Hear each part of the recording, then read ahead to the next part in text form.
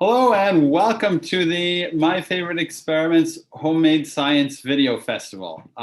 First of all, I'd like to give a big thank you to everyone who contributed videos. We've got 16 exciting videos to watch today. My Favorite Experiments. And I'm getting a bit of an echo. I just need to change things a bit. I'd like to give a big thank you to everyone who contributed videos.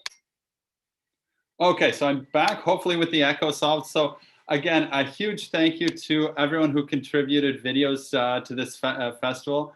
I've been really excited to see what everyone's come up with.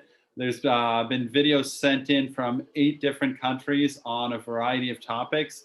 So I hope you guys are as excited as I am to see everything everyone's coming up with.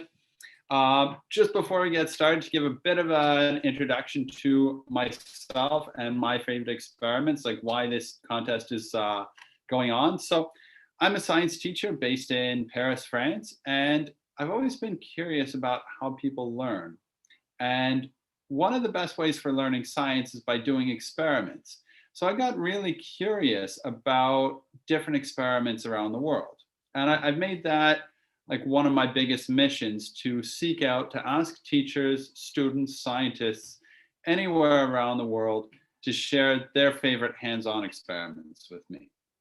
And in the past couple of years, I've been to over 30 countries, in over 100 schools, a handful of university science centers, and always getting more ideas. As you guys know, travel hasn't been as easy the past year. Some of you are familiar with my virtual science camps, where I've been traveling virtually and doing experiments. And one of the most important things is to be able to do experiments with as little as possible, which is why I put out this invitation for this festival to help me gather more ideas, help me share them forward. So I'm really excited to be sharing them all tonight. The total amount of content for the videos is just over 63 minutes. So I'll try and do as little talking as possible, but still give a couple of commentaries introducing different videos and so on. And this whole event will last about an hour and a half. And I'll finish off by introducing the schedule of live events going on next week, because there will be a couple of sessions on Zoom where you can join in to do experiments with the people who made these videos. So to start off with, I'm going to start by screening one of the videos from Turkey. I'm just queuing up the video now.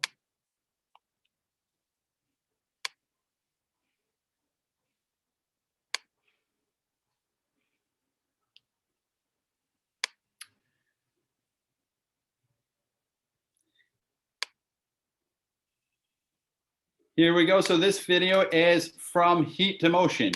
Enjoy.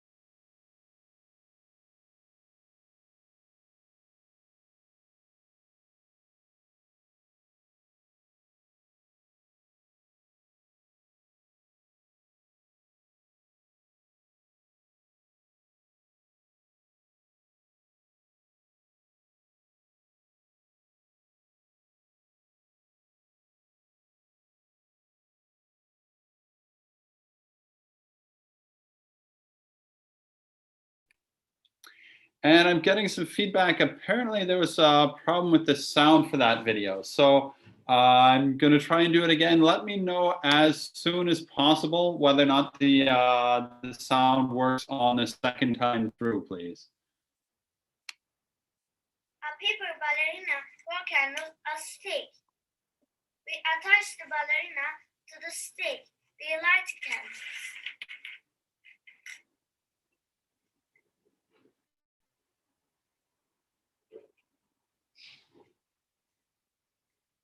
As you can see, the heat is starting to spin the ballerina.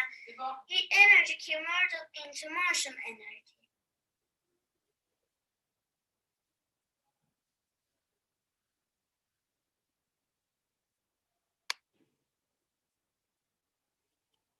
Okay, and it sounds like the sound worked better for that. Feel free to let me know in the chat if you're connected to the chat, if you're having any technical issues, or if the sound levels aren't right. I'm happy to try and adjust anything like that with no guarantees that I'll get it to work. One thing I was going to mention too is with some of the experiments, I'll mention ideas for how they can be used in classes as well for any teachers joining or watching.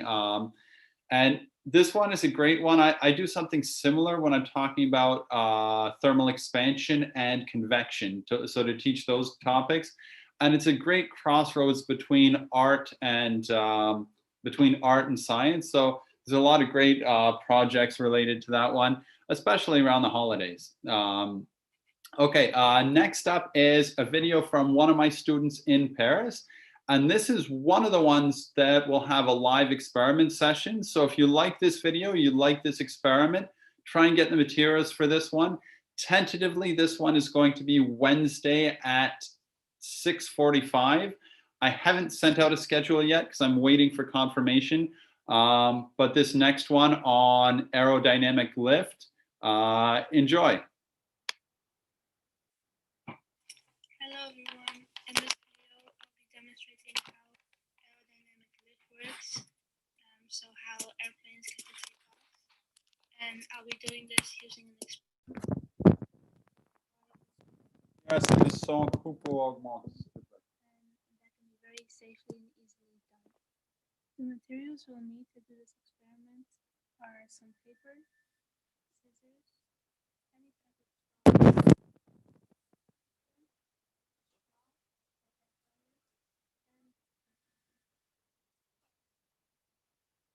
start by cutting the paper into 8 size pieces, then folding them in half so that they fold in the middle of the paper, then kind of curving and trace out the curve to make a vertical straight edge of the wing. Cut this out and stick this onto the wing using tape. Next, draw a dot in the middle front of the wing and poke a hole through both wings. Then pull the straw and put this through both holes. When the straw is perpendicular to the ground, make sure that the wing is at an upwards angle. Tape the straw so that it stays in place. Now tie the string to something that's up high and that's sturdy. Pull the string through the straw in your wing and put something heavy on the bottom of the string to make sure it's tight. Experiment can be started. Our wing will now be imaginarily taking off, with the airflow from the moving plane represented by that of the hair dryer. When you do this,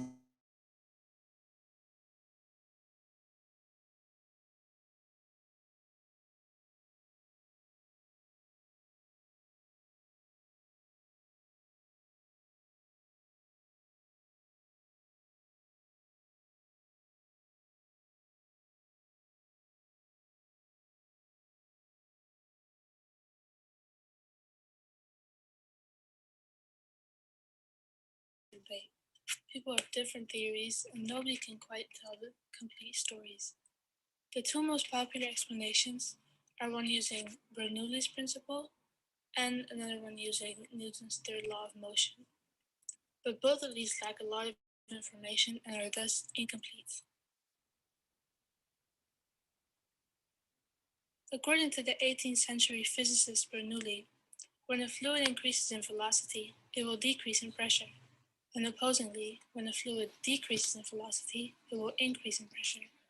So, imagine this wing is attached to a plane that's accelerating on the runway. What people used to believe was that as two air particles traveling next to each other split at the front of the wing, they would meet at the same time on the other end of the wing. And because the top particle needs to travel a longer distance than the bottom one, it has to go faster in order to meet the other particle that it was traveling along with at the end of the wing. When applying Bernoulli's principle to this, the top of the wing would be low in pressure and the bottom would be high. Now, sadly, this notion, also called the equal transit time theory, is not true. No law in nature says that the same particles need to meet again at the end of the wing. What is true, however, is that the top particles move faster than the bottom ones, and thus there is still a pressure difference. Why do they move faster? That is still unsure and up for debate. We just know that they do. And as a consequence, the wings get pushed up by the rising pressure underneath them, and finally the plane is able to take off. Now, the second explanation revolves around the fact that the wings change the direction of airflow. As an airplane speeds up on a runway, the airflow is obviously parallel to the ground. The shape of the plane's wing, however, having a curved top and also usually standing at an angle, this angle is called the angle of attack, causes the air that it moves through to follow its path.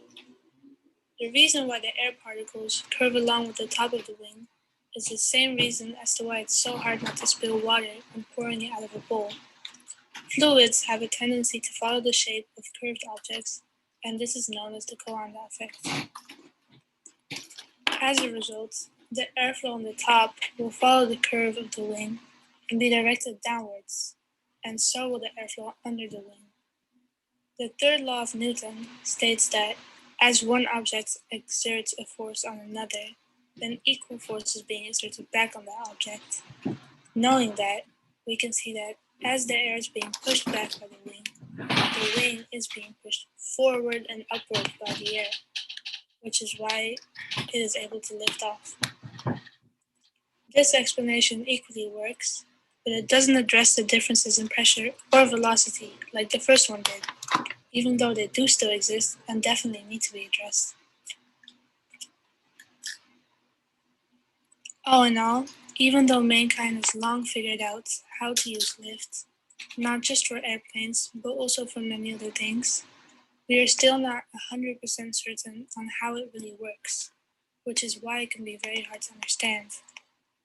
This video was just a simplification of this phenomenon and only really scraped the surface of this complicated topic. Nevertheless, I hope you enjoyed watching it and succeed in trying to use lift to make your own airfoil fly. Thank you for watching. Bye. This experiment was mostly taken from Daypacks on YouTube, and all information was taken from YouTube videos by Dover 911, Lessix, Veritasium, and The Efficient Engineer, as well as this article by the Scientific American.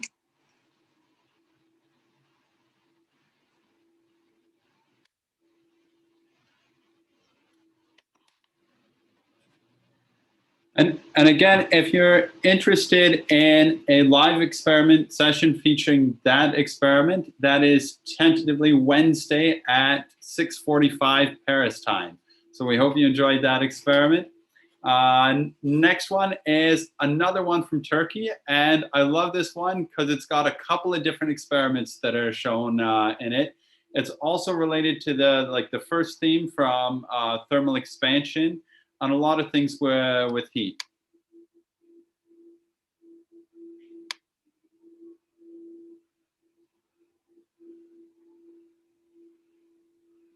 Hello everyone, today I am going to do 4 experiments.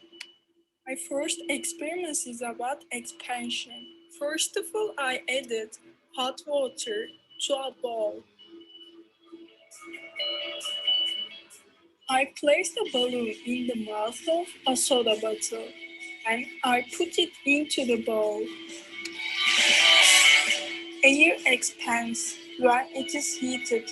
It springs out and either fills a larger space or raises the pressure in a closed space. That is why the balloon blew up. My second experiment is about thermal equilibrium. Temperature of a glass of water is 20 degrees. The temperature of a bowl of water is 80 degrees. Then I put the glass into the bowl and waited for a while. After a few minutes, the temperature of a glass of water increased, but the temperature of a bowl decreased. Hot water exchanges heat with cold water, and this continues until the both reach the same temperature. This is called thermal equilibrium.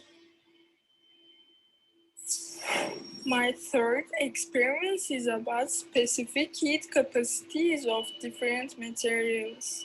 I have the same amount of water and oil. I have two same pots as well. First of all, I poured the water and oil into the pots.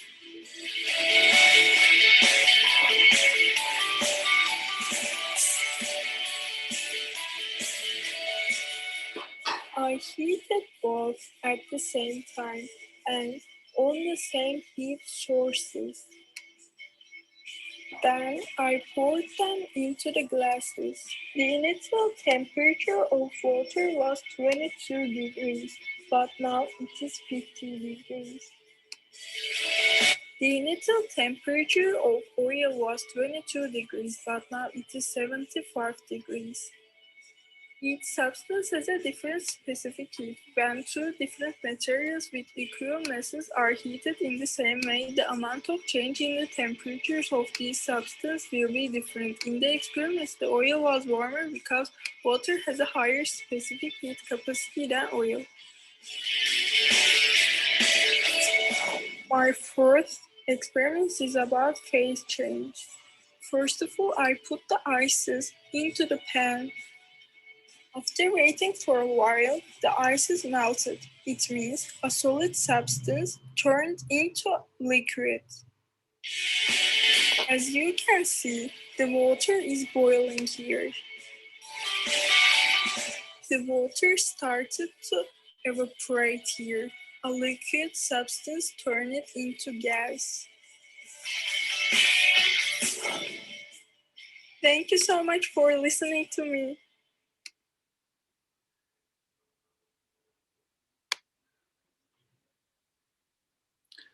Awesome. I love those experiments. And to continue right in the same theme, the next one is on another phase change and a kind of surprising one.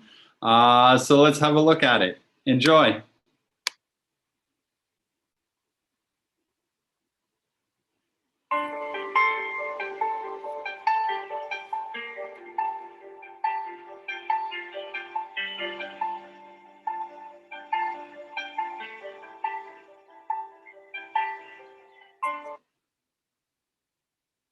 Merhaba, ben Yağmur. Size en sevdiğim deneylerden biri olan süblimleşme deneyini anlatacağım.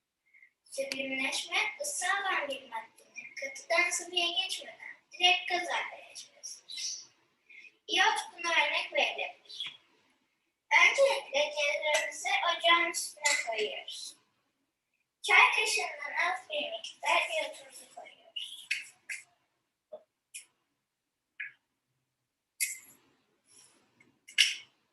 Ocağımızı açıyoruz. Ve süblimleşme başlıyor.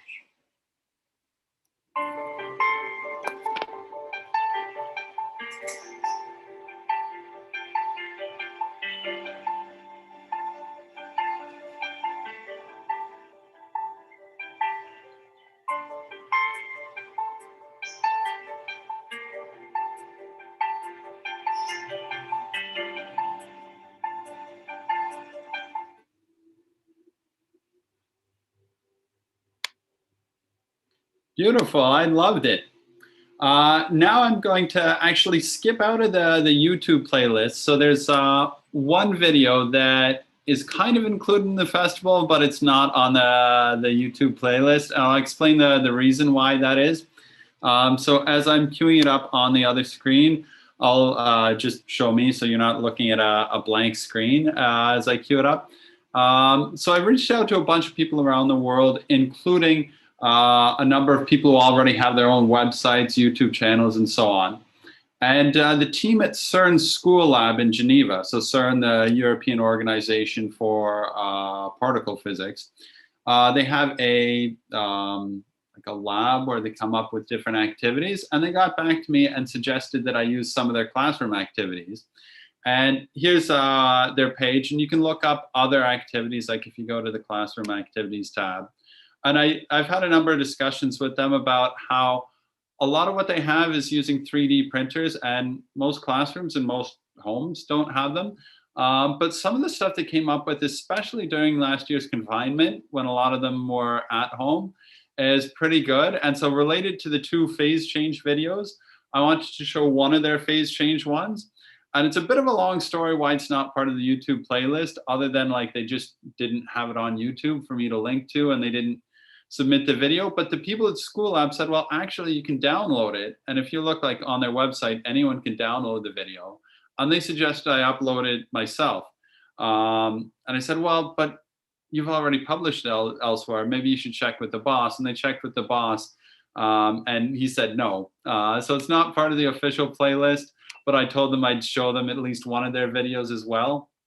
So here's CERN phase changes, similar to the 2 videos we just saw from Turkey.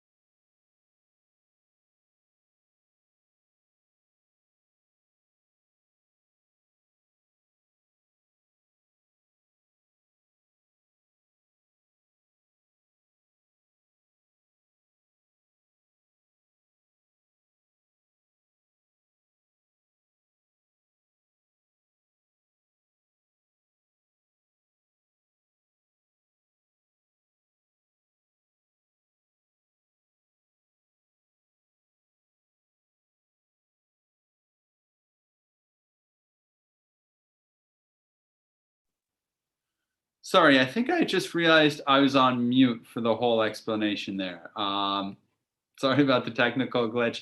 I was just, I won't repeat everything I just said. Yeah, the School Lab one is a classic one demonstrating potential effects of rising global temperatures. And now back to the playlist. Here's one from St. Francis College of Education in Ghana. I go there regularly, once or twice a year, and run workshops to help train the teachers in hands-on science. The ones you'll see in this video, they're first-year teachers, so I didn't actually meet them on my last trip there in April. But there's a lot of familiar faces there, and I'm looking forward to seeing some of these experiments in person next time I go back there.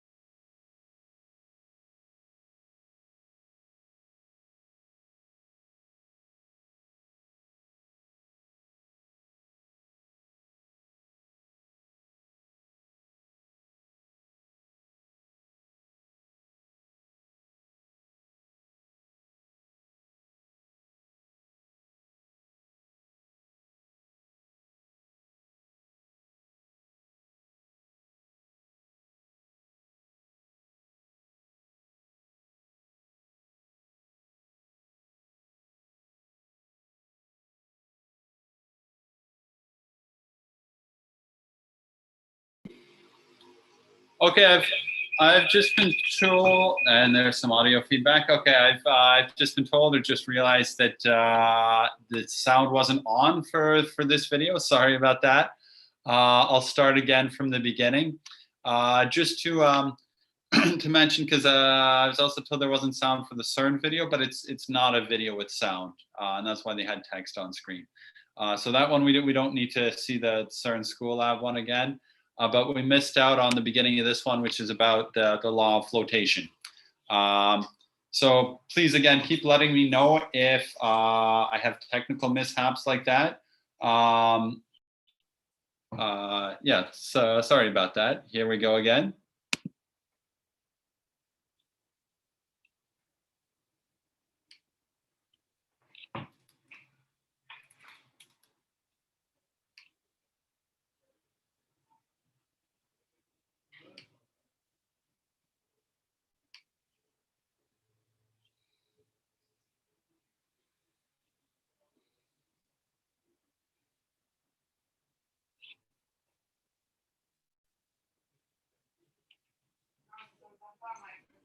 Ça s'entend pas?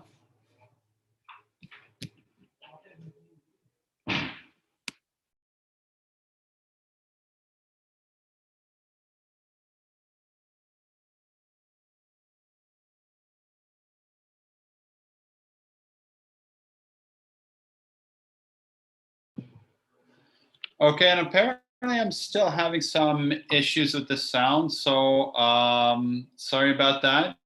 Just bear with me and we'll have one final attempt to do this. As you guys can probably tell, I'm not that used to live streaming, more used to either people making videos for me, making my own videos, or doing things on Zoom. So let's try this. Bear with me just a minute. I'm gonna flip things around a little bit.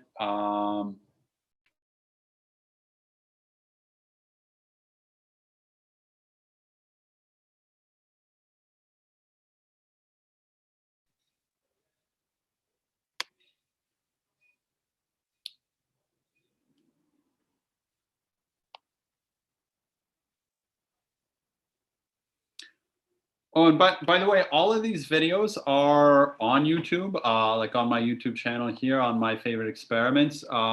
They were unpublished before today, so like today's the big launch. So like waiting for today. But now that the launch is here, everything's going to be public. The playlist is going to be public, so you'll be able to check it out, watch any parts that we missed. If it went too fast, especially if you're having trouble understanding the experiment, if you want to see something again, if you didn't understand the language, because like a lot of people, and that's a great thing about getting videos from around, all around the world. Different people have different accents, and for a lot of people, English might not be your first language. Some of them also have subtitles as well. And we'll get to one where I actually like manually did all the subtitles for the video just like 2 hours ago, right in the nick of time. Okay, so back to this video. Let me know again if the sound still doesn't work. Hopefully it's working this time. Hello, my name is Aikuti Manu, a first-year student of St. Patrick College of Education, Auburn, a math and science student. I'm here to perform a short experiment to demonstrate the law of flotation. Okay. Now, what is flotation? The law of flotation states that a floating body. Okay, I'm realizing I think I just did that with sound, but no video. Really? Yes, some information is being relayed to me.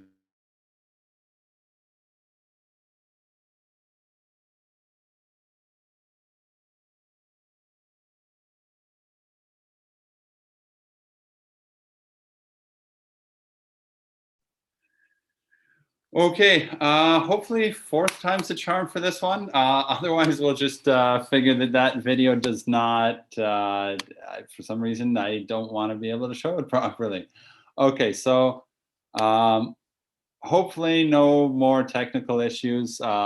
Let me know if you can't both see and hear this video this time. Hopefully I finally got it right. Hello, my name is Aerodynamic Lift, a first year student of St. Patrick's College of Education, Auburn, a math and science student. I'm here to perform a short experiment to demonstrate the law of flotation. Now, what is flotation? The law of flotation states that a floating body displaces its own weight of the fluid in which it floats. So, how do we apply the law of flotation in our day-to-day activity? So, we have our instrument that we are going to use to perform the experiment. We have our measuring cylinder, 2 of them, which are going to serve as a static hollow object. We have an improvised beaker. We have a cork, which is the floating body. We have another cork tied to a stone. The stone serving as a non-floating body and the cork a floating body. Good. So let's assume mistakenly my floating body enters this hollow object and I want to get it out of it. But it is static. How am I going to do that? I find it difficult. If I want to use my hand, I find it difficult to do that. But from the concept of the law of flotation, by adding water to this hollow object, you will see that there will be a rise of the cork. Let's see that. So gently, I pour fluid in it. So you can see that there is a rise of the floating body, displacing its own weight or the fluid in which it is floating. So I add more water until you get to a point where I can use my hand to pick it out. So I've gotten the cup out of it without any difficulty. So this is one way where we can demonstrate the law of flotation in our daily life. So the second experiment, let's assume we have a non-floating body and a floating body. So we have the non-floating body and the hollow of the how we're going to get that non-floating body out of it. Just adding a floating body to the non-floating body, the floating body will help it to float. So we have a non-floating body and the floating body in the hollow object. The same process, we add water. So the addition of the fluid, which is water, is causing a rise of the floating body and the non-floating body.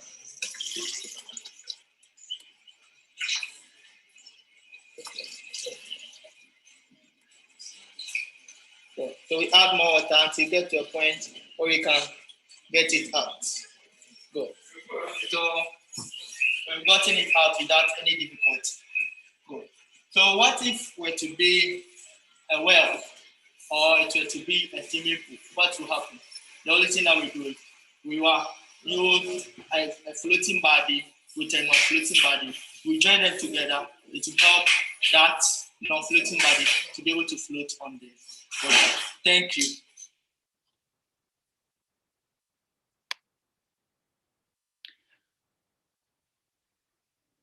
Okay, so 4th time was the charm. I think we were all able to see and hear that. Please let me know if there's any other issues that come up, but also if you have any feedback, like if there's anything you really liked about any of these videos or experiments, or if you have any questions that you're wondering, like about how to try it out at home yourself. The next one up, this is one I'm really excited to see. I was really glad to see this as a video that was in the festival, because it's about making a homemade bioplastic. This time Rose sent it. And I have some students who started showing me experiments on bioplastics in Paris. And it's one of the things I never got around to doing myself because it's pretty new. So it's great to have this video to explain how to do it. It's in Turkish, so you'll need to read the subtitles or the side titles. They're actually held up on the side on paper. If you have a hard time reading it as you go through, remember these videos are all public now so that you can go back and watch it and like stop it to read it closer if you don't manage to read all the subtitles as we're going through live. But it's a really cool experiment. So if you do need a second time through, I highly recommend it. Dünyada en çok bir üretilen şehri Isparta'ya inleşiyor. Bugün size bir kokulu biyoplastik yapımını göstermeye çalışacağım. Hadi başlayalım. Peki neye ihtiyacımız var? Bir suyumuz. 10 mililitre mısır nişastamız. 5 mililitre 5 mililitre sirkemiz. Ve 5 mililitre gliserimiz. Bunlarla karıştırmaya başlayalım. 60 mililitre gül suyumuzu beyirimizin içerisine alıyoruz.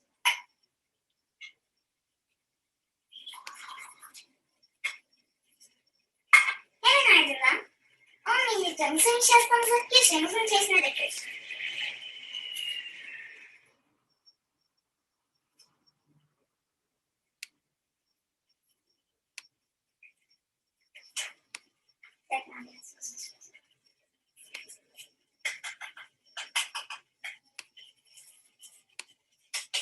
Evet. Hemen ardından karıştırmaya başlıyoruz.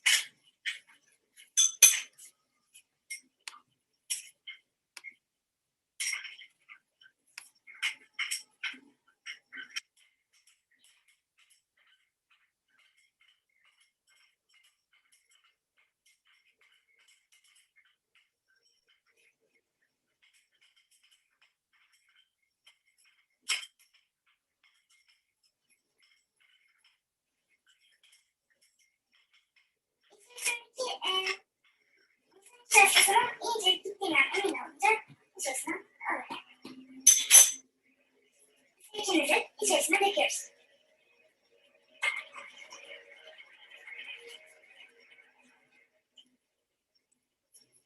Ve 5 mililitre gliserimizi de içerisine kattıktan sonra ocağımızın altını açıp ocağımıza koyuyoruz.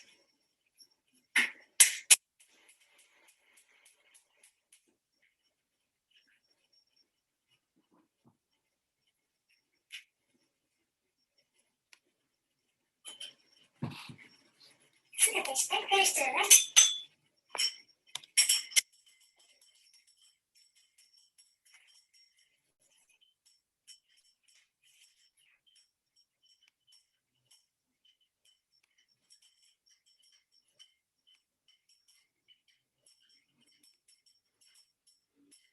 başlayıncaya kadar karıştırmaya devam ediyoruz. Bu yavaş yavaş böyle daha katı bir hal aldı ve baloncuklarımız gördüğünüz gibi çıkmaya başladı. Ocağımızın altını kapatıyoruz.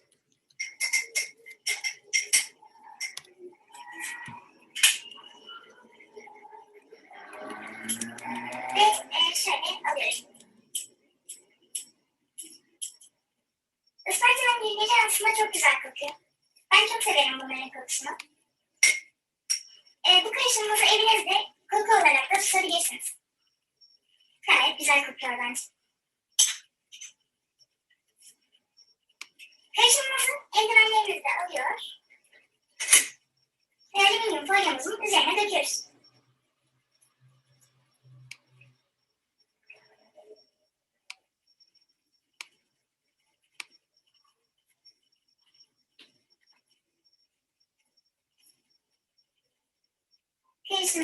Elimizdeki karışımımızda hemen koyalım ki. Şimdi de çay kaşığımızda bunu yayacağız.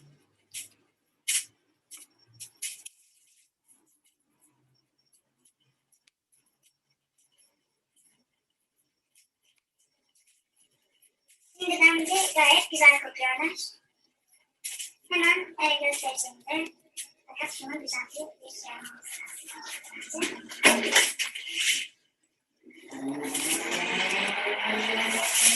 Evet, karışımımızın hali bu şekilde. Şöyle gösterebilirim.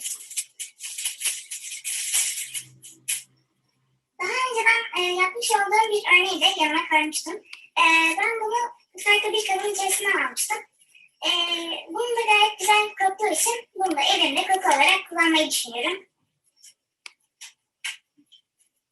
Evet, deneyimiz bu kadardı. Çok teşekkür ederiz.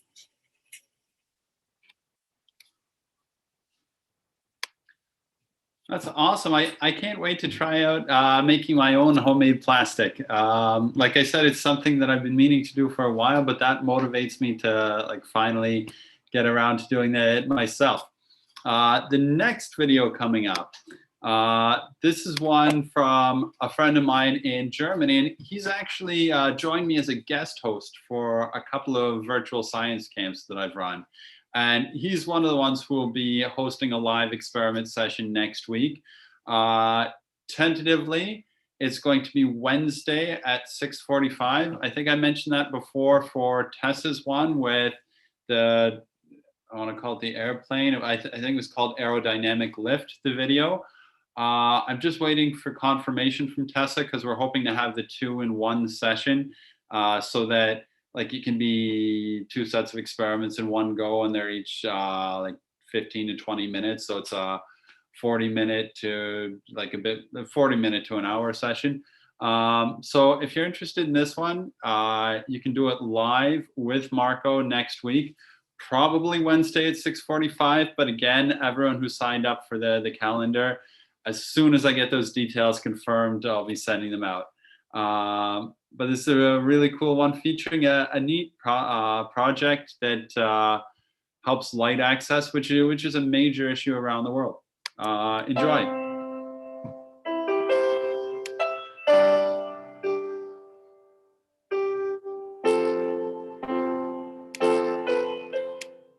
This small video clip animation shows you the great idea of Alfredo Moser, who brought light to the poorest people who have no electricity to light up their homes.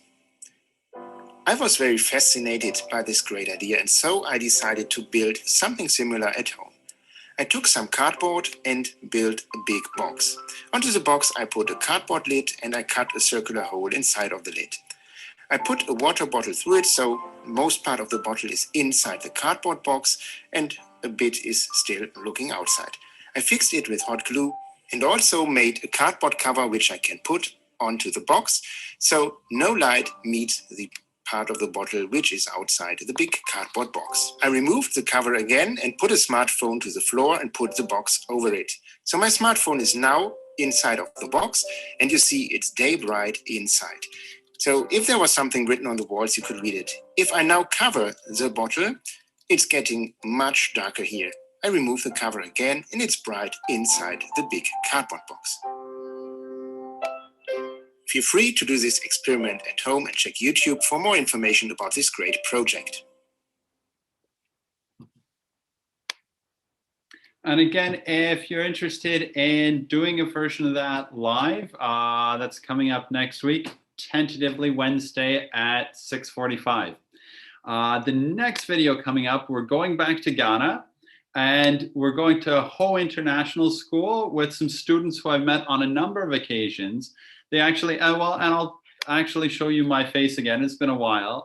Yeah, I'm going to stop sharing the screen just to point out this beautiful mosaic behind me, which my girlfriend doesn't love as much as I do. But it was made by students at Ho International School. They gave it to me in April at the end of like a day festival of science and art that they planned just to show me experiments. So there's some really eager kids at this school. I'm really happy to be able to include a couple of their experiments in the festival. We also meet weekly, or at least we did for May and June, via Zoom with students from my school, with another school from Ghana. So any teachers watching this, or any students who want to encourage your teacher or your class to join in the fall, we're looking to welcome more people to our Yes International meetings. We get together once a week, and each week, one school science club takes a turn showing homemade experiments to the others. So if you're into homemade experiments and you want to do it with more people in a group session, like similar to this festival, but rather than just making a video and sending it off and hoping people watch it, doing it live with students around the world, please get in touch with me. I'd be happy to have more people join this. So this video that we're about to see, and now I need to find the right screen to share again. Maybe I really shouldn't have stopped sharing my screen for a second. Yeah, that was a mistake. I think I have it back now. Okay. So these improvised lights, I'm really happy to see they're getting good use out of these. I brought these in 2019 to teach them about different colors of light, and they're showing how to set them up to do experiments on light. So it's really awesome to see what's going on at Ho International School.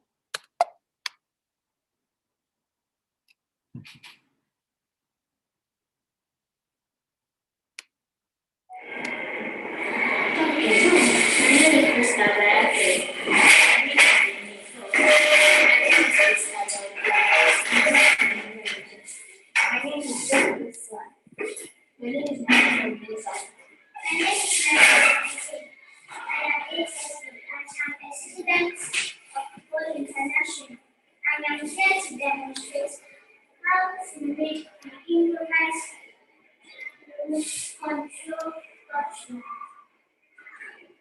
This is our grandson named Energizer battery. This is our 2 disco ball, our control. This is our terminal, connector, connecting wire, our holder. Follow us as we demonstrate. First, we take our disco ball and fix it to the ball holder.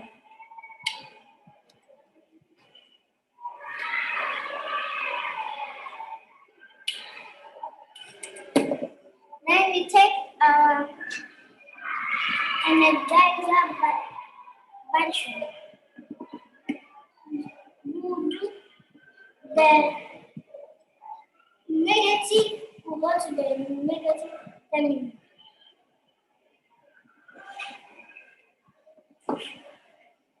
Then the positive will go to the positive terminal. Then we have our, so this is our remote control. There are different colors, and you can choose any color you want. You can choose pink, you can choose purple, you can choose yellow, you can choose white, green, and red.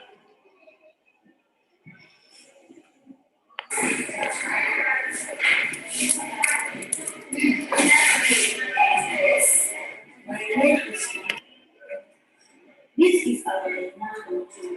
It is used to control the disco light. Any color we tap on the remote, it will fetch from the light bulb to the wall. Let us demonstrate how we do it. If you want any color, you can tap on it like yellow, orange, blue, green, purple, and white. This brings us to the end of our video. Thank you for watching. We are students of the International School.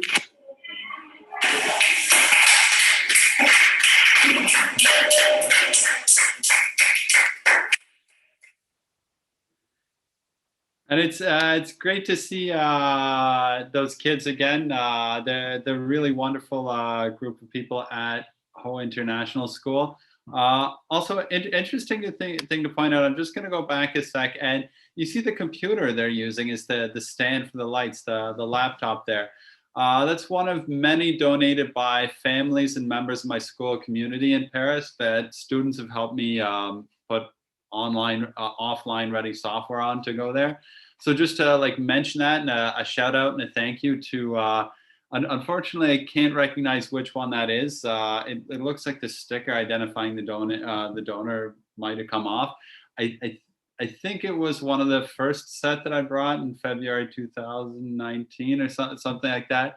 But a thank you to everyone who's supported any of the stuff I've done there. And for those lights, if anyone's interested in making their own set, you need like references of what models to buy, what ones work well and are cheap, especially if you're based in France or Europe. I can give you links to the ones that I typically buy for that, if that helps you make a setup like this. And again, if you have any questions, any feedback, things like that, feel free either, if you're connected and you can add them to the chat, or email me or connect with me otherwise later. If you want to connect either with any of the video makers or with myself about any of these experiments. Moving on, we're still staying in Ghana, but going back to St. Francis College of Education for a good low-tech, inexpensive demonstration of density of salt water compared to tap water. Enjoy.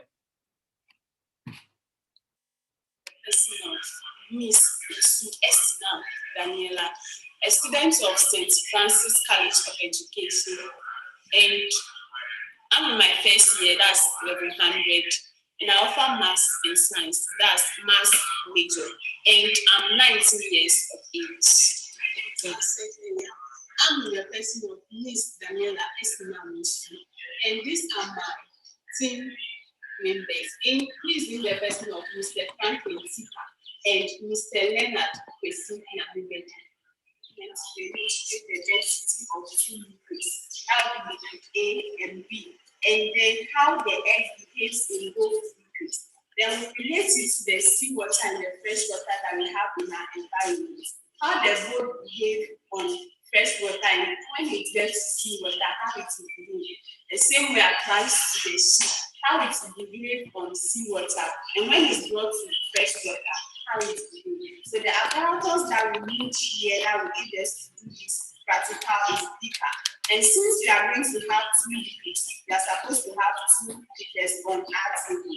Then we have the steering rod and the egg that we use to the egg serves as the boat or the ship in our daily life activity.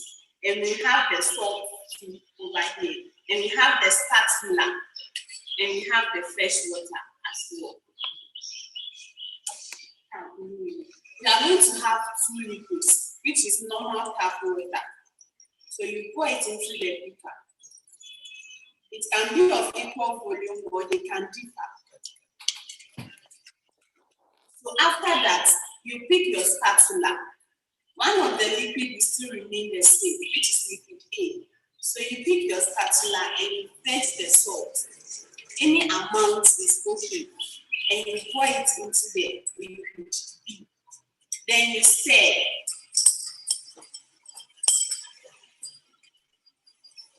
So you add another salt in order to get a concentrated solution as compared to the seawater.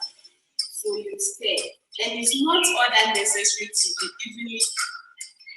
So you stir until the solid is evenly distributed or dissolved in the solution. So that's what we are doing. And you stir gently, not to break the beaker.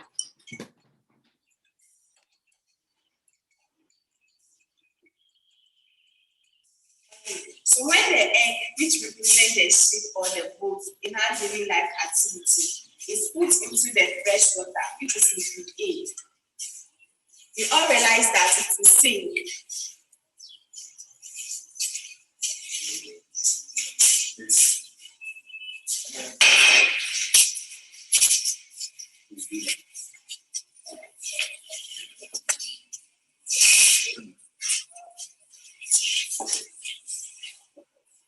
The egg will sink in liquid A, which is the fresh water, because the egg is denser than the liquid. So it will sink.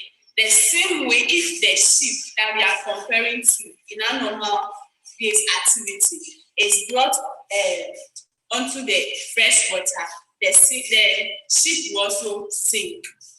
Boat is also sent onto the action. Or is floating on the surface of the liquid. This shows that the egg is less dense than the liquid in the beaker, which is the salt solution. So in our daily life activity, the ship will float or less dense than the water.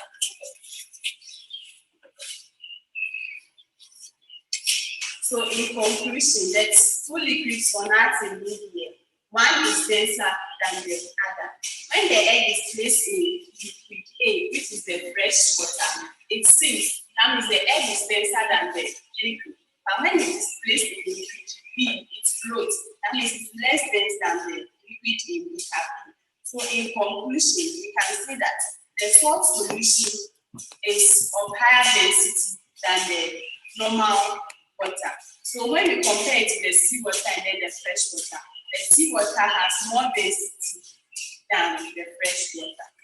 Thank you.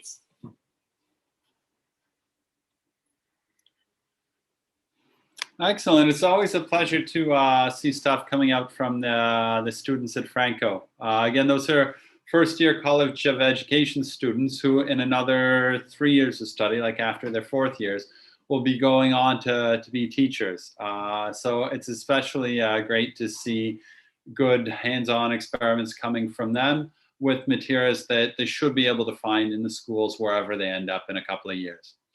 Now, sticking with the theme of water, we'll head back to Turkey. And I've been really impressed by all the videos that have come in from Turkey and the experiments there. This one's a water treatment system on how to purify and clean water. And this one, fun fact, the subtitles were actually added by myself about 2.5 hours ago.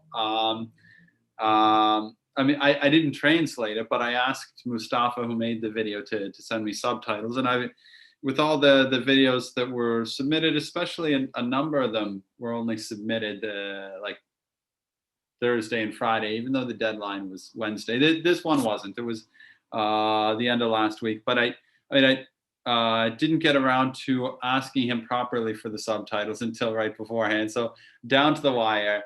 Enjoy the subtitles. Hopefully you don't criticize the timing of them too much. I don't speak Turkish, so I was going by when it seemed it would match up with what he was saying. If there's any big issues there, then anyone who does like understand what he's saying, feel free to correct me and move, like get me to move them around a little bit. But enjoy.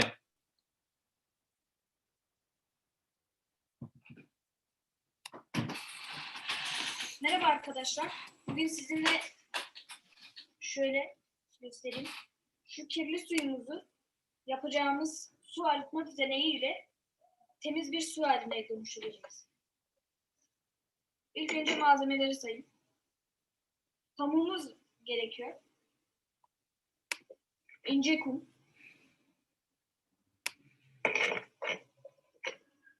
İnce çakıl taşları. Ve şöyle iri boyutta çakıl taşları gerekiyor.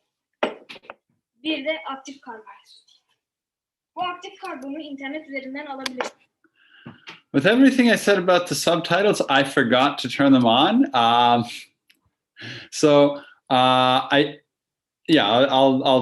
turn them on now before I forget. And the first thing he said that you missed was that it's a water purification system, and like, hello and welcome. So I won't go back for that because you've seen it. You just missed the words. Sorry for that oversight. Also, just a tip for anyone who's not used to watching videos in other languages, and this might especially be useful if you're having trouble with English, like if it's not your first language, then a lot of videos you can go to closed captioning or subtitles in the bottom here. And even ones where there haven't been subtitles contributed either by the author or community contributed subtitles, Google's auto transcribe function, which is hit and miss depending on the accent people use, but you can get an auto transcribe and then auto translate. And if you're watching something in a language you completely don't understand, it's a lot better than nothing. So like that's a cool thing if you're looking for experiments or other things learning from all around the world. Keep that in mind. That's one of like my favorite, I don't know if it's a tip, but more like a trick or like, you know, YouTube hack when I'm interested in something that's way beyond a culture from a language that I speak. So check that out. Sorry for the interruption. Back to Mustafa's video. İsterseniz almak istemiyorsanız kendiniz de bir pikniğe falan gittiğinizde mangalın etrafında oluşan kömürlerden de havanda dövüp toz haline getirerek kullanabilirsiniz. Şimdi deneyimizi yapmaya geçelim. İlk önce pamuğumuzu alıyoruz.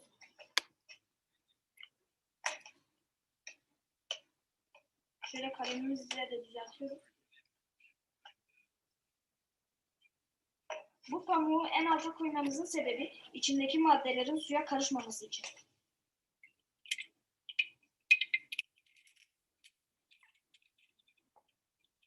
Şöyle koyduk. Sonra bunun üstüne alta çok fazla su akmaması için ve de pamuğumuzun sabit durması için iri çakıl taşlarımızdan birini üstüne koyuyoruz. Şöyle göstereyim. Sonra üstüne aktif karbonumuzu ekliyoruz.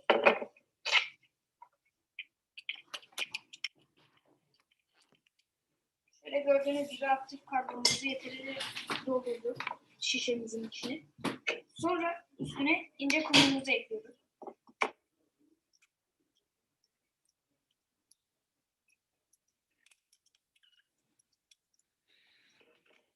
Evet, ince kumumuzu koyduktan sonra ince çakıl taşlarımızı alıyoruz.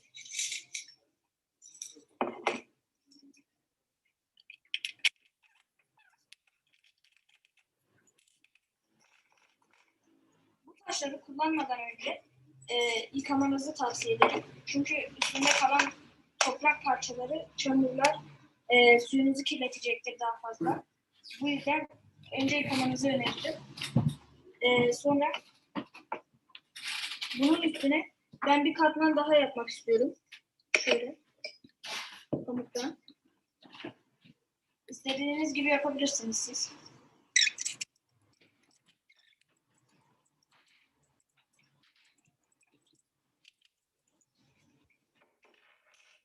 Sonra üstüne ayırdığımız kalın çakılları ekliyoruz.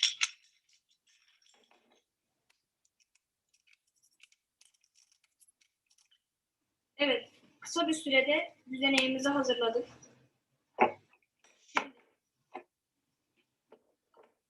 Şöyle bardağımıza koyalım.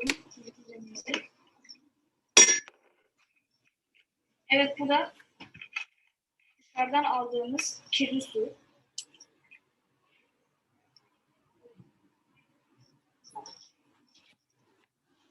Siz boşalttıkça zaten o da düzenek de zaten kendisi bu suyu temizlemeye başlayacaktır. Böyle suyumuzu ekliyoruz. Suyumuzu eklemeye devam ediyoruz. Bu kalın çakıları koymamızın sebebi yaprakları ve suyun içindeki böcekleri ayrıştırması. İnce kumumuz ise bundan daha küçük şeyleri ayrıştırıp ince çakıda göndermesi. İnce çakılda da buradaki yine küçük şeyleri ayıracak. Sonra da aktif karbonumuz en küçük parçalara kadar ayrıştıracak. Pamuğumuz da temiz suyun akmasını sağlayacak.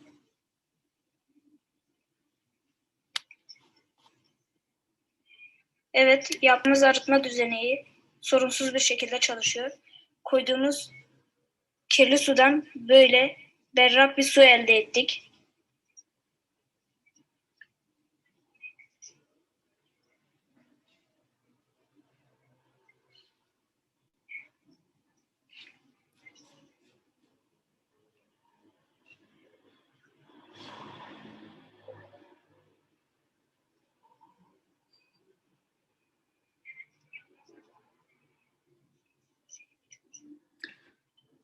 Excellent. And that uses science to solve an important problem in the world, because access to clean, clear water is difficult at times in different parts of the world. So it's great to use science to be able to solve real world problems. Now we're going to go back to Ghana, and I'm realizing now I put the wrong title slide for this. This isn't improvised lights. This is a cleaning water experiment. So I might need to go. Well, I will need to go back and change that, but I'm wondering if I put the wrong title for improvised lights as well. Anyways, it's still students at Ho International School. A lot of the same ones from the previous group. I'm pretty sure this list of names is right. And here we go. We did learn previously before we started this. So this is how it turned out. This is how it turned out. So while we are waiting for the others to turn out like this is our previous one. So as you can see, the depth is at the bottom and the plain water is at the top of the bottle. So this might be, this is not safe for drinking. Thank you. My name is Priscilla Badley. My name is Renee Colson. My name is Jemima Adler. My name is Christabel. Thank you. Thank you. Bye.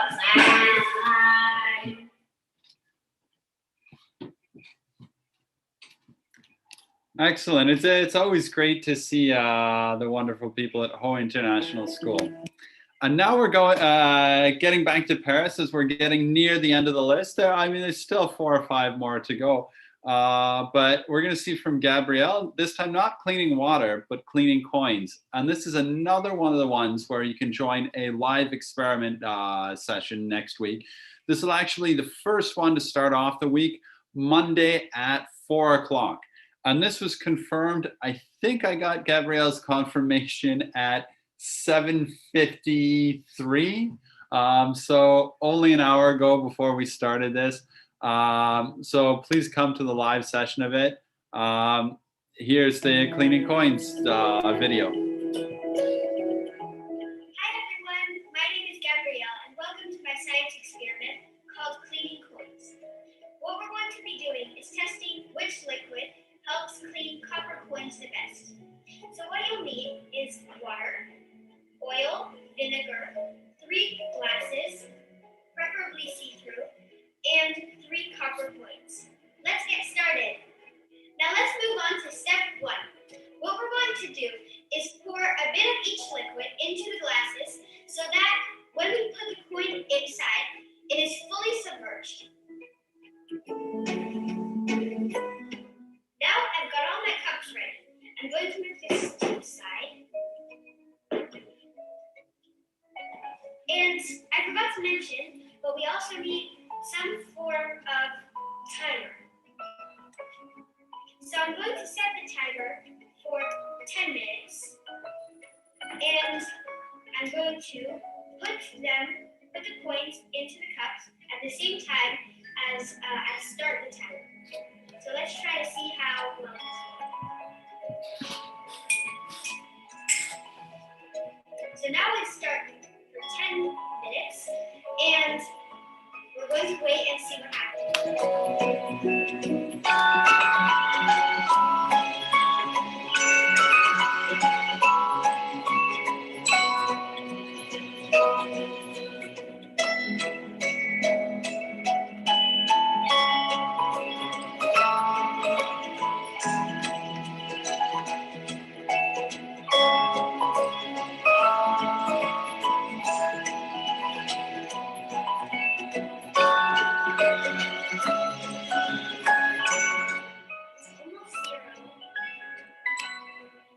Okay, it's time.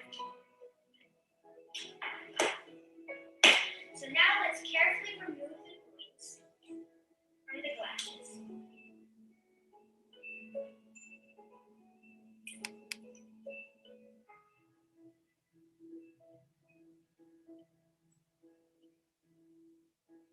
And dry them off with a tissue paper.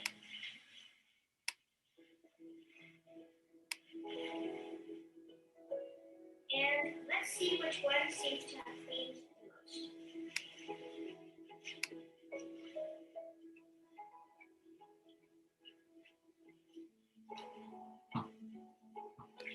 So here we have the 3 pennies that have just been used in vinegar, oil, and regular water, filtered.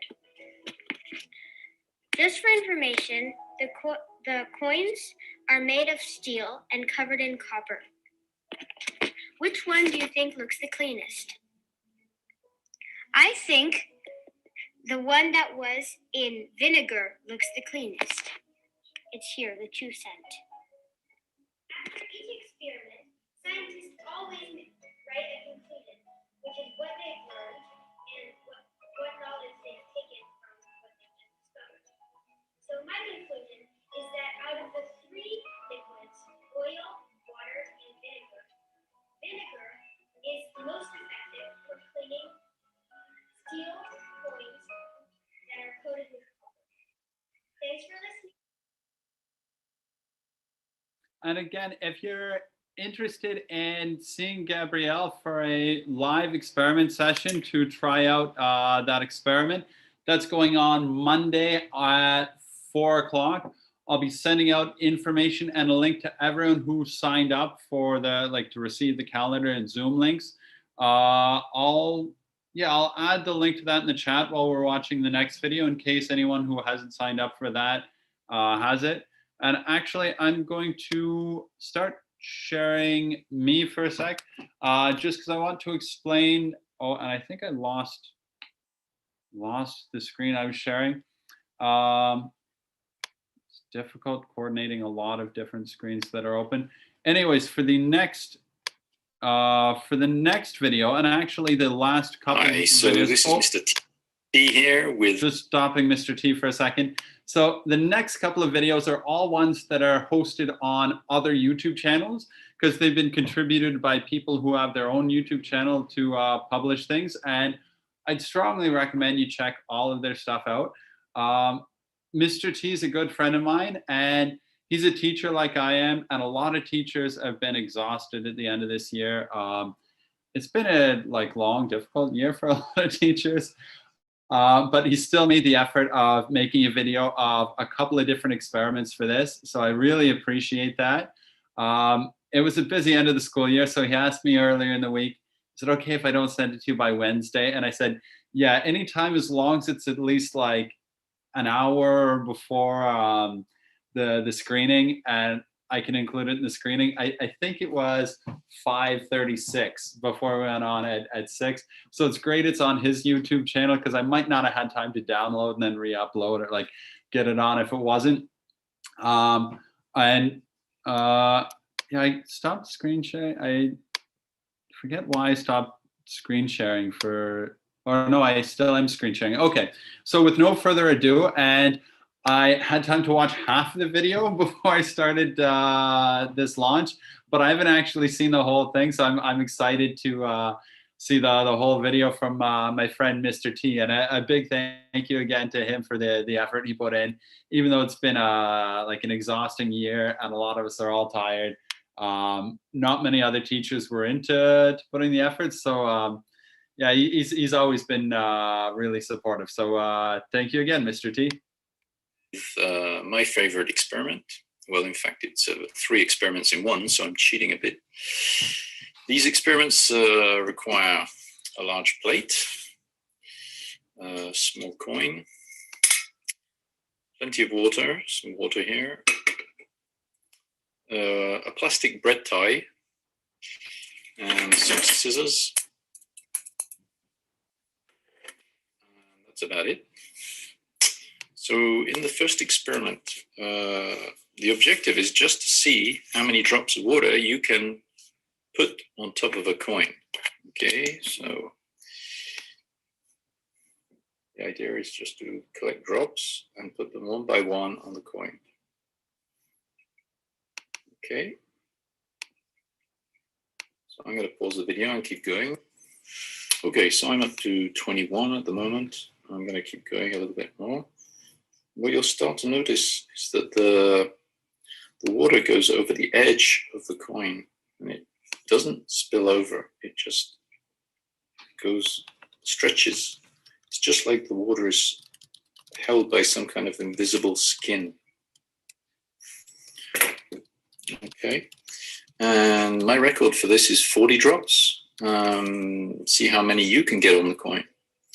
The reason you can do this crazy amount of water on top of the coin is due to the fact that water molecules attract each other very strongly. And The attraction of water to itself is the reason you can float objects which are denser than water on the surface of water itself. So you can float something that's metallic on top of water because water is more attracted to itself than the thing you're putting on top. And we'll have a look at that in a second. Okay. Okay, for the second part of this experiment, you're going to need one of these plastic bread ties. Okay, and then you're going to need to cut the plastic off. Make sure it's all off. So even when you get sort of halfway, you're going to have to scrape off the plastic with scissors. Make sure there's no plastic left on the wire. Okay, that's important because you want to prove that it's the water that's holding the metal and not the plastic, which is less dense than water. Okay, so the idea is to fill up a plate with plenty of water. Here we go, my dish is full of water here. You have to make sure that there's nothing that could interfere with this experiment, like washing up liquid, for example. That will mess up your experiment. Okay, now, there are two ways of doing this. One is just to try and drop it gently on the surface, and the other is to use some paper to help you. I'm just going to approach the surface, and I'm going to see if I can drop this right on top. There you go. So the metal is now floating on the water. And that's just because the water has a sticky surface which attracts the water molecules more than the metal. If the metal was too attracted to the water, it would sink, because metal is denser than water, right? Now, what's interesting about this experiment is what you can do is magnetize the metal strip, and then it turns into a compass. Okay, so that's what I'm going to do next. I'm going to take out the metal strip. I'm going to dry it. I'm going to magnetize it using something. I know the screwdriver is magnetized because I know it holds metal things. So I'm going to just stroke gently the metal wire and then try and place it back on the water, and we'll see if it orientates itself according to these arrows here, which I know are north-south. Okay, so I'm magnetizing my metal strip here by just gently stroking in the same direction. This is to align the crystals in the metal, the magnetic crystals, in the right direction.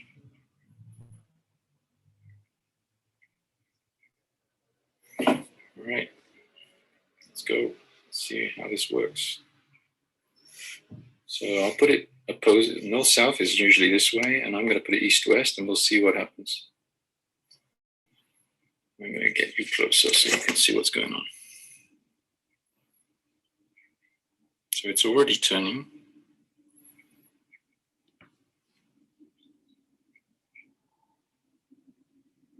It looks like it's heading towards the right way. The question is, will it stop turning when it gets to north?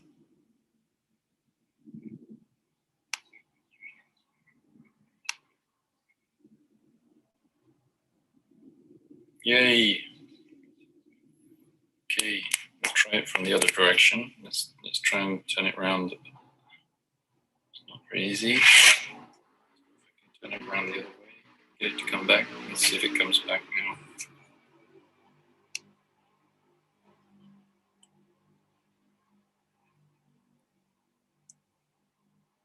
There we go. It's come back. And it's stationary. It's not rotating anymore.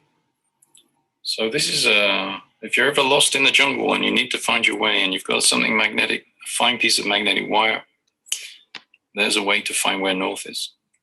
The sun is also helpful, but if it's a cloudy day, this might be useful. Take care. I hope you enjoyed the experiment.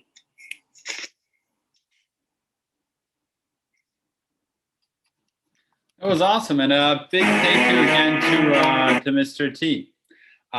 Next up, you are going to see a video from another friend who's a teacher. This one, Doug Stith out of New Hampshire. He's one of the most inspirational teachers I know.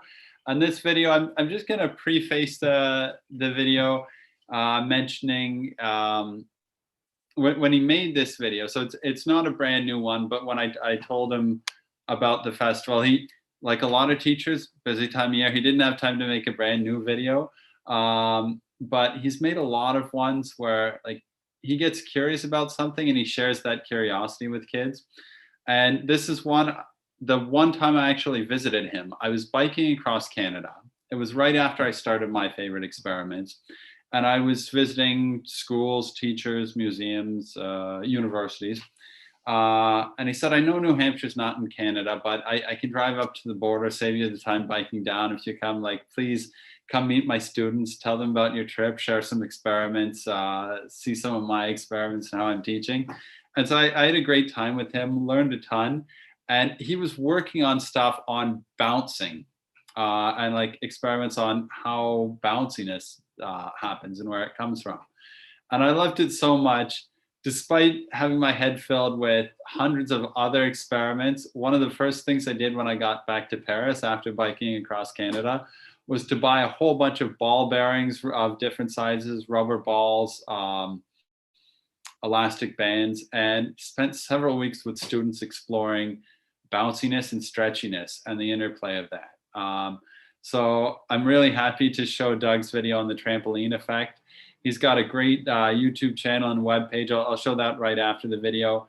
But if you're curious and you're looking for things to make or like homemade experiments, especially like design things or looking into curiosity, wondering why things happen, check out some of Doug's stuff. He's been a big inspiration to me. So I'm happy to be sharing something of his.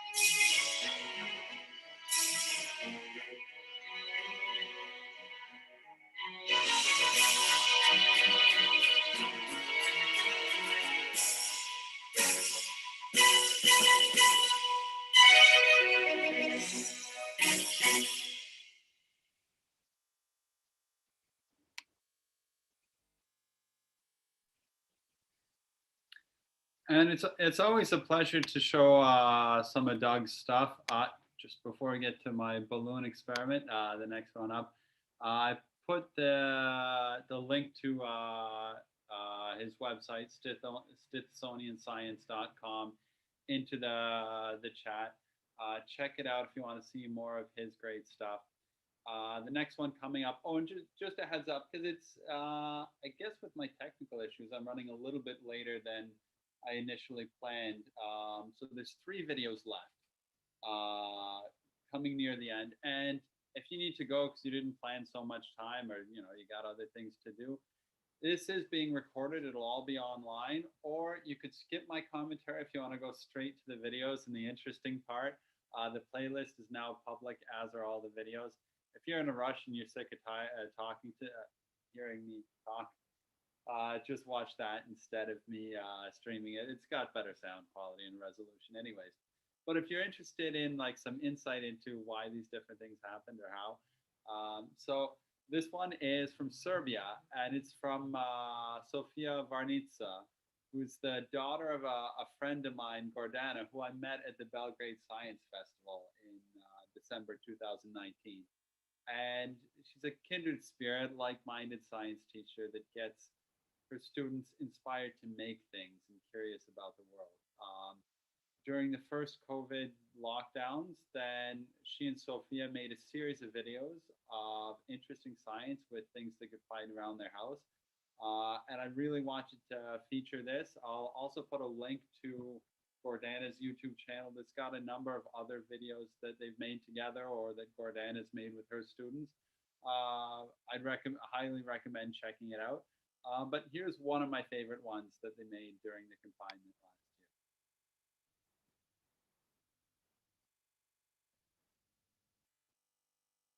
Hi, remember me? I'm Sophia, and today I'm going to teach you a little experiment. You maybe remember me with curly hair, but now my hair is okay, and it's not. So, today I'm going to be showing you an experiment that you can do at home. It's with a balloon, and we're going to be using vinegar, baking soda, and carbon dioxide. So here's the vinegar. We're going to be pouring it into this container. So let's get started with that.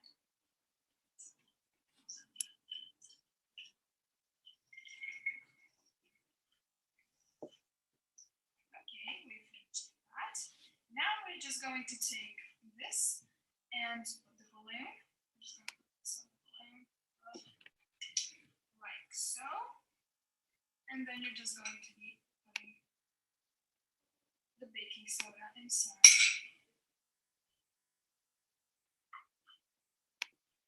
Okay, I think okay, it's all in there. And now you're just going to stretch this and put it on. Now watch what happens with the balloon. I'm just going to pull on this here. What? So interesting, right? I'm just afraid it might pop though. Okay, it's not gonna pop. It's fine. So this is how you create, well, actually blow a balloon. If you don't have these, or if your lung capacity is not big enough. So we're just going to wait for it to get to the end so we can see how big our balloon can get.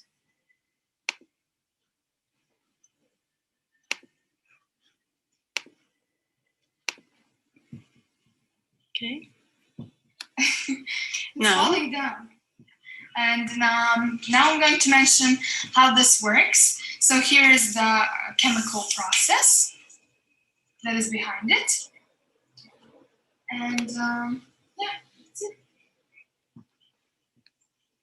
So the point of doing these experiments is for me and my mom to support the idea of a professor named Michael Gregory, who has the idea to travel around the world via experiments whom do people from other countries. And here are some examples of people who did great stuff in isolation, as always. So we have Scarlett O'Hara from Out of the Wind. She wasn't really in like a coronavirus situation or the plague or anything, but she was traveling and she made it through. Then we have Paulina from The Horseman on the Roof, which she struggles for her life doing the plague, and Angelo helps her, and Laura from Dr. Zhivago.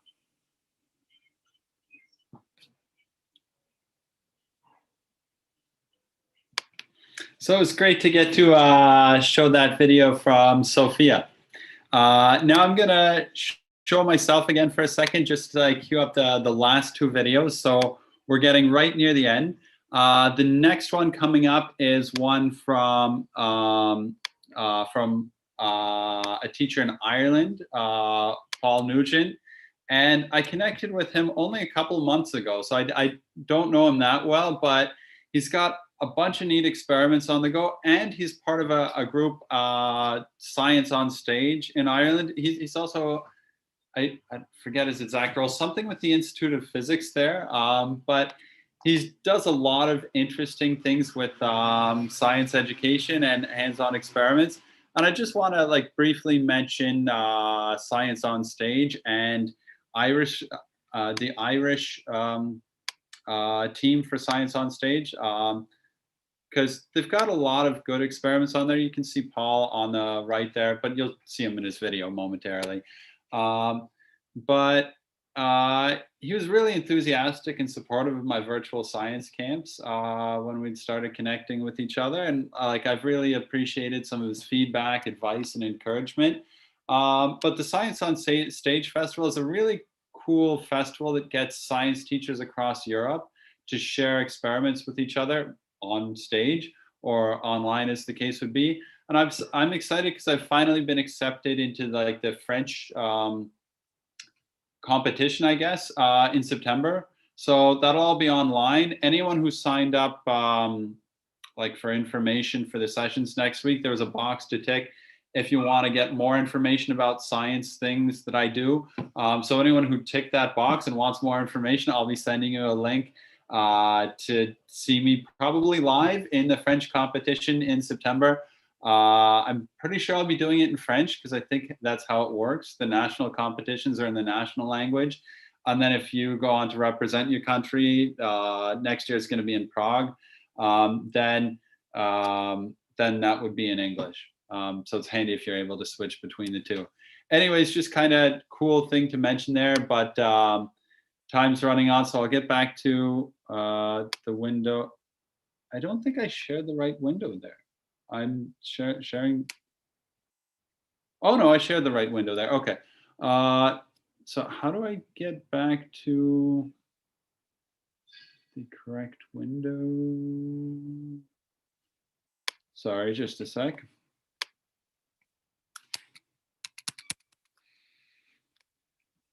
Yeah, okay.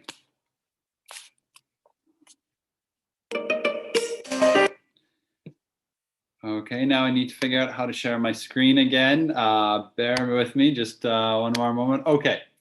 And the Irish team for Science on Stage especially, I mean, a lot of the countries have really good national teams, a lot of resources, but they have books of resources and their own YouTube channel with a bunch of demos like this. When I discovered it just a couple of weeks ago, when Paul turned me on to it, I binge watched for a couple hours. If you're into homemade experiments, that's one way where you can easily spend a good chunk of time. So I'll put the link in the comments, and I highly recommend checking out more than just this one video, but this is one that's, kind of representative of this. So here we go with Paul and Balloon in a Bottle. Here I have a transparent plastic bottle, and I've placed a balloon over the neck. Okay. What I'm going to do is to inflate this balloon with the power of my lungs. Watch carefully.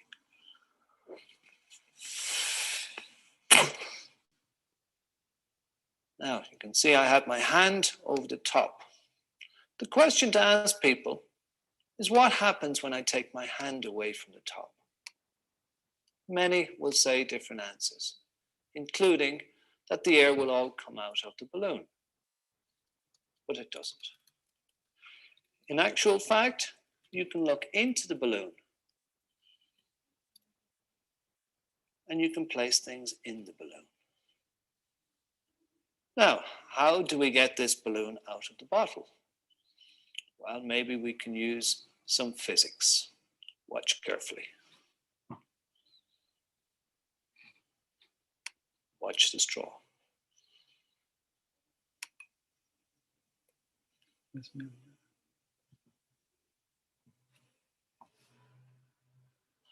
There is some cunning deceit involved here. My lungs would not be able to compress that amount of air in the bottle.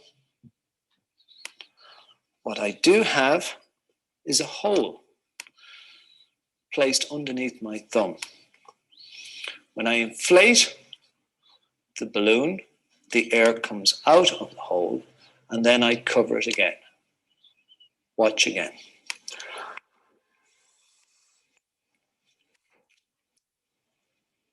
With the hole covered, the atmospheric pressure is keeping the balloon inflated. When I allow the air back into the balloon, or into the bottle rather, the balloon deflates.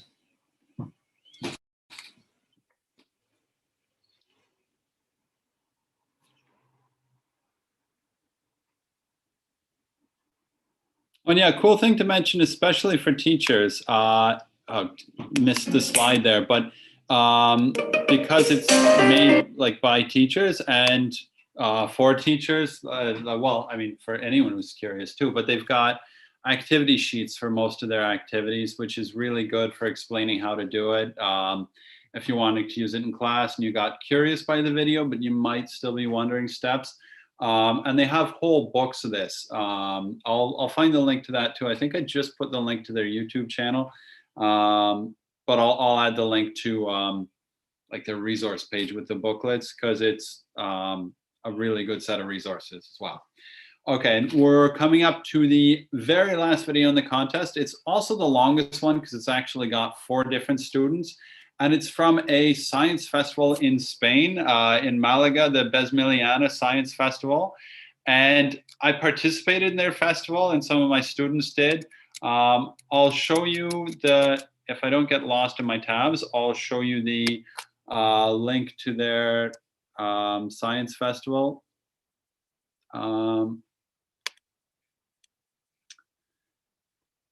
Okay, I'm getting lost in my tabs again. I won't show you the link, but I'll put it in the comments so that you can see it. But their science festival was one of the inspirations for this homemade science video festival. The biggest inspiration was my science video contest, which I've run for well, since 2015. And long story, but didn't have money for prizes last year, and decided that then it didn't need to be exclusive to students in my school. I could open it up and invite anyone else to compete, but people weren't that interested in competing if there weren't prizes. So this year I reworked it as a festival, and gotten a lot more enthusiasm from people trying to share experiments with each other and getting behind me on that. So that idea of reworking it as a festival kind of came from Antonio and the Besmiliana Science Club in Malaga, and all the great things they do. Yeah, it's been really cool connecting with people in so many countries. Without further ado, here's the final video to finish off the festival screening.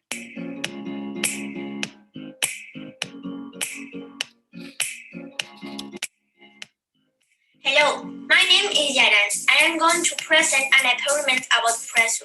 The materials are very simple: a balloon and a bottle. The first thing I'm going to do is to blow up the balloon, but inside of the bottle, like this. And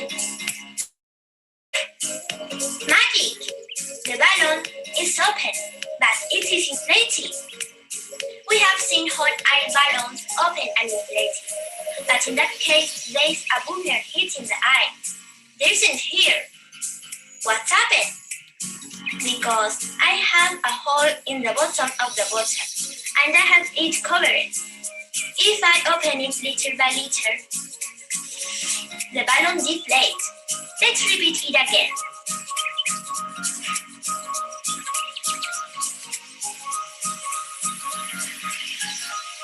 does it happen? The answer is in the pressure exerted by the eye. The balloon inflated expels eye through the hole. Until eye doesn't get back inside, it doesn't enough pressure to deflate the balloon. Once I let eye in the bottle, the balloon deflates without any problem due to the pressure that this new eye excess. And this was my comment. I hope you like it. Bye! Hello, my name is Mohamed. I'm going to make coconut water. The materials we need are a plastic bottle, water, and matches. The first thing we are going to do is the mouth of the plastic bottle. We pour water, egg, and through again. The walls of the bottle are become damp. Now we light a match in the mouth of the bottle, so then small gun comes enter inside. We come quickly. We're ready to make a cloth. If we treat the bottle are quickly raised, we see a small cloth. If we press again, the cloth is covered, and if we let it go, it turns again. Why it happens? In first place, we light a match. Small particles of carbon enter inside the bottle. We cannot see them, but they are in the smoke that comes or of the match. We squeeze it, the bottle, the air has up a little, and when we relaxing, the opposite happens, and the air cools down. By cooling the air, the carbon particles act as condensation nuclei, so that small droplets of liquid water form around them. This is called many small droplets of liquid water, condensation nuclei. This was my experiment. I hope you like it. Hello, my name is Auro, and I'm going to present an experiment between the air and the speed. The materials are very simple: a whole tube, a ping pong ball, and a hair dryer. First of all, we are going to connect the hair dryer and put the ping pong ball in the air.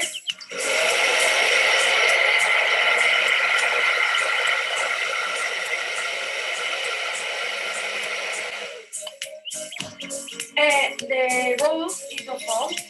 I turn the dryer and move the dryer slowly.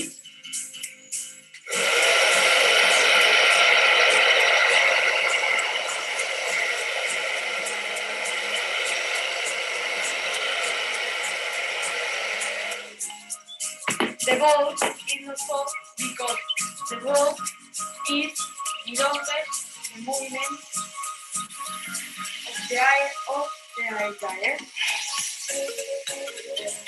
What is happening? The answer has to do with the fact that gas ether expresses the fastest increase in the center of the dryer, the air moving fast and ether with the pressure.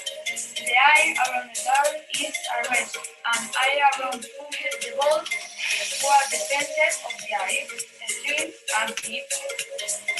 When you explain this, hit the dryer and pointing with the finger, inner and outer part of the air are the same.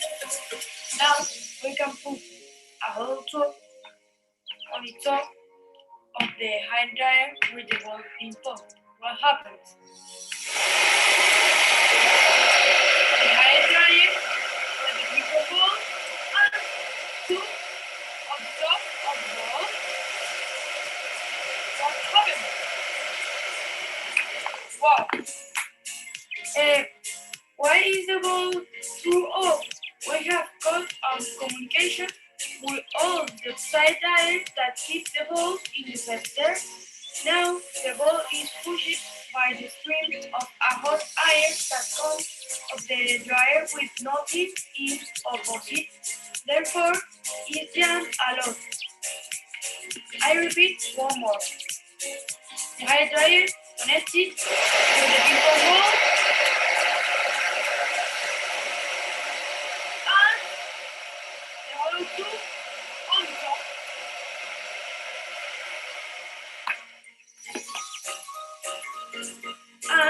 And this is my favorite, and I hope you like. Bye.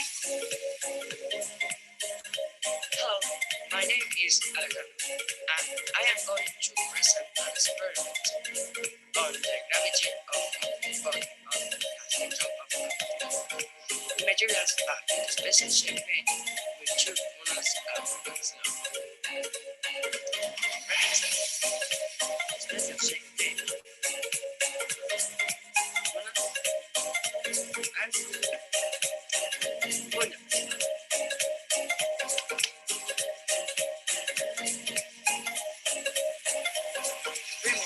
It's very simple and surprising. I lift the body at the beginning of the slope. This goes up without help or impulse of any kind. Look.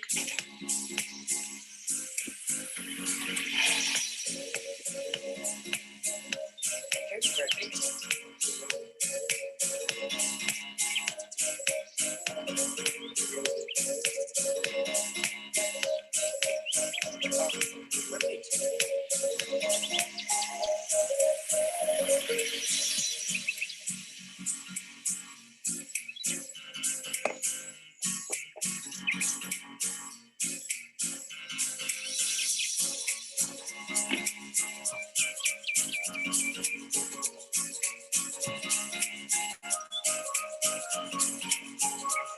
Why does this happen? How is this possible?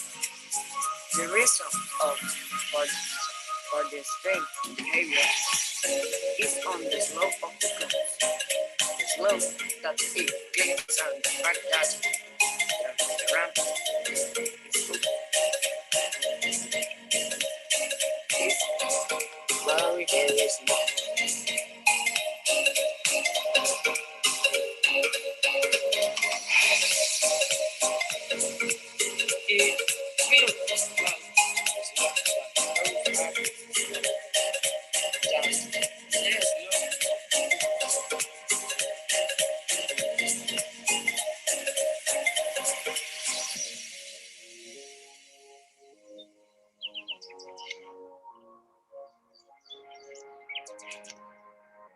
Consequently, the figure actually goes down. The center of the figure, known as the center of gravity, goes down even though the ramp goes up.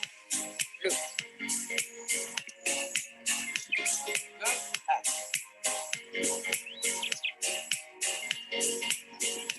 Down. Repeat. Back.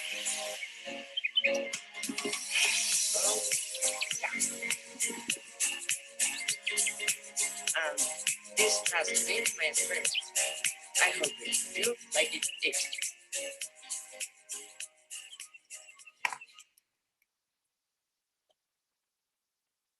And so that was some of the excellent videos from the Besmiliana Science Festival. I put a link in the comments to their festival's page, and I just want to briefly show it to mention, if you check it out, if you look hard enough, you'll see a video of me showing a couple experiments with face masks in Spanish. So if you want to see me speaking Spanish for a couple of experiments, it's been a while since I've published much in that language. Check it out there. And there's a lot of other good videos that other people, some of my students, but a lot of different people from all over the world, like the scale of their festival, it completely dwarfs this Homemade Science Video Festival, even though I've been really impressed by the contributions of everyone who has made this possible. So that brings the screening to the end. That was the biggest and the main event of the Homemade Science Video Festival, actually getting to see the videos. They're going to stay online on my favorite experiments, my YouTube channel right here. There's the playlist as well as the individual videos. Hopefully you guys will get use out of them, that they've given you ideas for experiments to try out yourself. Huge thank you again for everyone who contributed to videos. You're helping me take a big step forward in my project to share access to hands-on science, whether it's for people who either don't have access to equipment or money to buy equipment, could be trying to do experiments at home and you're not interested in buying a whole lab of equipment, could be schools that don't have the financial means possible. The next big set of barriers to hands-on science is experience and ideas. If teachers especially, I mean students as well, kids, families, anyone, but if teachers don't have the ideas they need to make hands-on science meaningful within their program with the equipment they have available, then it's not going to get in classrooms. So sharing ideas for this festival and other places, that's one way that you can help with that. So a big thank you to everyone who has shared. Hopefully it gives you ideas. If you're a kid or a parent of some fun projects to do over the summer, if you're a teacher, maybe it's a breath of fresh air, ideas for what you can do in your classroom for not much money. And anyone else who's curious, they're fun things to try out. So thank you again for everyone, to everyone for joining. I put a link in the description for those of you interested in joining live experiment sessions. Again, the first one's going to be happening on Monday at 4 o'clock with Gabrielle going over coin cleaning. The materials you'll need for that will be a couple of copper coins. If you're in Europe, a 1, 2, or 5 cent coin are perfect for that. Most countries have copper coins. Like you'll know better your country's coins than I do. You'll need water, vinegar, and oil. She used vegetable olive oil. I think any oil will work. I'll send that out in the message if you sign up for it, like with the Zoom link. I'll confirm what kind of oil if it matters. And tentatively, and I hope I'll have it confirmed tonight or tomorrow, the other session will be Wednesday at 6:45, featuring Marco's Leader of Light, maybe something on refraction as well, and Tessa's Aerodynamic Lift. So hope I see you in some of the sessions next week. If not, well, even if I do, have a great summer, have fun experimenting, and stay curious. Goodbye, everyone.